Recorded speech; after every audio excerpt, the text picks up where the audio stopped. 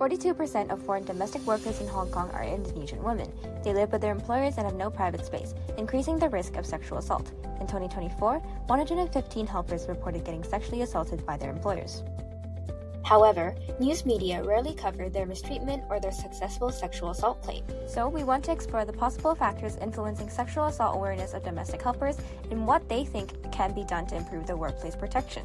We conducted semi-structured interviews with Indonesian helpers from 3 generations: A 33-year-old, B, a 45-year-old, and C, a 51-year-old who is also the chairman of a migrant worker association. When asked if they often hear about domestic workers getting sexually assaulted by their employers, no interviewees experienced sexual assault or knew of any friends getting sexually assaulted by their employers.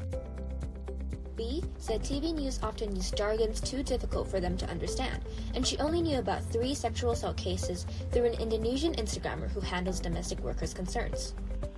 C handled a case of a helper in her 30s getting raped and impregnated, but the employer was not convicted due to a lack of evidence. When asked why there may be little awareness, A said it may be because they stay at home most days. B said because agencies offer little information before and protection after they sign their contracts, and C said new domestic helpers do not know of any other resources aside from the consulate and the police.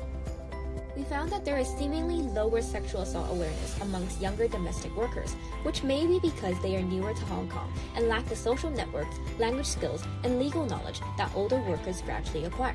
Confined workspaces also limit younger workers' exposure to the ecosystem as defined by Brenner, such as mass media and social services, which enable workers to learn about workplace sexual assault happening around them in Hong Kong and the ways to seek help.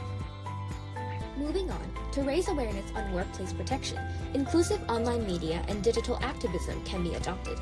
Having news reports in domestic workers' native languages will allow them to understand and stay updated about sexual assault cases.